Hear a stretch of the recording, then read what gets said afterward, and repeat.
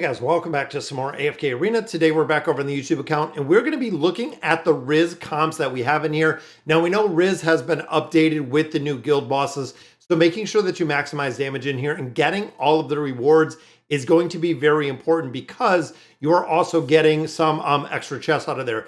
Now current trait, deploying heroes with the following trait will provide a powerful buff for all allies. It is now a warrior. The first one was heroes without earrings, which again, didn't really understand what that was, but this is the warrior buff. So I'm going to show you the teams that I'm running within here, and looking at the build in here, you can get a lot of these chests, but you're getting red chests. You are also getting a lot of rewards out of here. And the big thing, of course, is getting these epic emblem choice chests. It is imperative that you are getting these. They are so hard to come by. Adding them in this game mode does make a big difference. Now, also note that even though Wrizz is up in the Hunting Fields contract, he is also up here as the regular boss. And it's funny because literally they just use the same one with the same skills. Make sure you are still completing these. A lot of players had questions on where is the original Wrizz and Soren. They are still up in the entirety. They reset every single day because, again, you want to be farming out the guild coins, not even just out of this event, which you are getting a lot of guild coins, but you also want to be getting it out of everywhere else. Because remember, we still do have Eugene and Hildwyn, we have the insignias, we have those time emblems, and you also have dimensional gear that comes out of the guild shop, which is super important. Again, getting those guild coins, being able to get the dimensional gear will make a big difference. Now, I'm going to show you the teams that I am running in here. Now, remember, warriors are the buff. So you'll see right up here in the team that we're running, this is what they mean by running the warriors. So hero 1 crit rating increased by 50 points and defense goes up by 60. 2 heroes in here grant immunity to control effects. 3 active skills are 350% more powerful. 4 active skills are 450% more powerful. And then, of course, finally, if you are running 5 warriors, increases attack rating by 500%.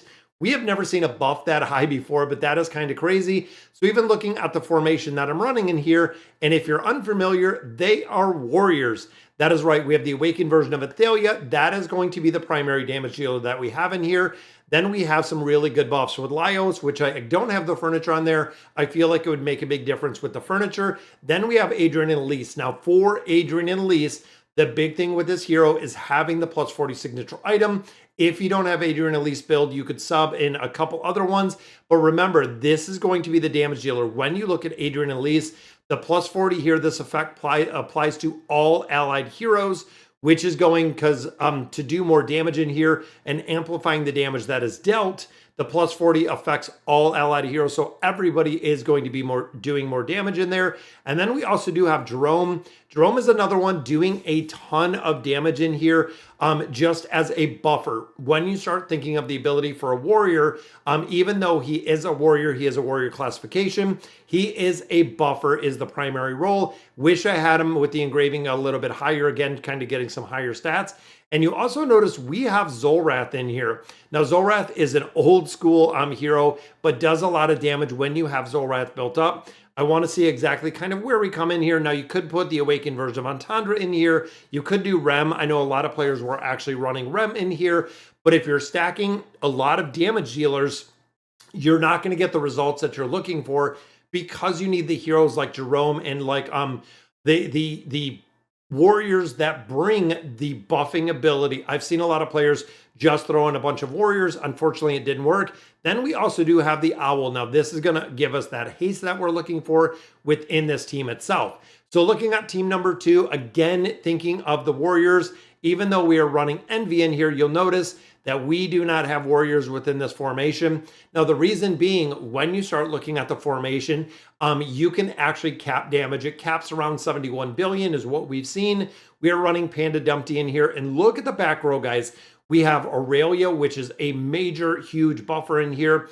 We do have Misha in here. We have Nox in here. And then we have Randall. So Randy right up front is super potent when it comes to damage, especially on a stationary target. Then we have Envy in here. This is going to be, again, the second hero that we're running in here. So the first team, all of our warriors in the entirety. And I want to see exactly where we are. So coming right out of the gate, we can see we do get the A and B. We do get a little bit of our levels up in there. Senshi is right here, back here, cooking food. You see some mobs that are popping in and actually being thrown right up here and being cooked.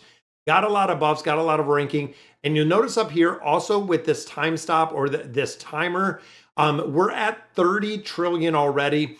This is where it starts slowing down a lot. We kind of ramp up very, very early when it comes to damage. The other thing I noted is Zolrath does not ult in here, which again is kind of interesting. We see, you know, all of the heroes doing the ultimate abilities, but his energy is never moving. Adrian Elise, of course, amplifying the damage in here. So you can see exactly how this kind of camps out. And also thinking of the owl and this haste ring that we are providing, they are literally providing it to every single hero in this formation because they are stacked on Wrizz itself. We're all really SSS tier buffs. Let's look at the damage that we see in here in just a moment. This one, of course, you can see we have Envy and we do have Randy. They are stacked right on the boss. We have all of Aurelia's kind of buffs throwing around. Nox is just going crazy. And then, of course, Misha just runs between all of the targets. And Panda Dumpty up here, you'll see dropping right on the target, but also protecting and boosting up the back row, as you see right there from Aurelia. Makes a big difference. Makes a big difference in the damage. Again, looking at almost that 30 trillion damage mark at about 30 seconds. And then you'll notice the next minute gives us about another 6 trillion. So it does ramp and it does kind of level off. Again, I don't know if it's based on level like we have seen before, but you can see the timer running down kind of slowly here, and we're at 32 right now. And I love that the Panda Dumpty throws up the bamboo shoots and then Nox just runs away from it. He is going crazy, running around in here. Now remember, some of the specialization in here, Mishka needs defense. Defense is really what Mishka is known for when you're putting on and building up the collections. It is important to get and really build out a defense in there. You can see we're almost at 35 billion right here. So almost max out, a couple of seconds left. And there we go. Let's look at the damage. So we're at 70. Like I had said before, 71 is about the cap that we've seen. You want to make sure you're not missing any of these battles. And you are also doing 2 of these battles every single day, because this is going to be progressive to the tier on where you're kind of built out. But I want to look at the battle record that we just got. So 70, you can see in here that awakened version of Athelia still absolutely crushing it. Still that very top SS tier. And I feel like, again, if I had Laios built out a little bit, if I had Jerome built out a little bit further, might make a big difference. Even if you don't have Laios, you could probably do Palmer in here. It would be another one. I know we support and not warrior, trying to stay and make sure you got warriors in here. But again, thinking of the buffing is we have 3 of the 5 heroes in here, which are Laios, which is Jerome in here, Adrian Elise, that are your buffing heroes themselves as warriors. And then, of course, that awakened version of Athelia. In the second one, you can see Envy is built, and as big as he is, we have Randy doing almost the exact same damage with all the buffers in here. Again, pulling some really, really high numbers. Panda Dumpty in here, which brings us in at about 70 trillion damage in there, which again is pretty cool to see. Make sure you do your second attack in here. But if you have any comps, drop them down below so we have some variations, so we know exactly what we're looking for in here. Making sure, again, that you kind of build out the teams with the specification of the heroes that you have. So, all right, guys, so that's going to do it for today's video. Let me know in the comments what you guys think. And as always, thank you guys for watching.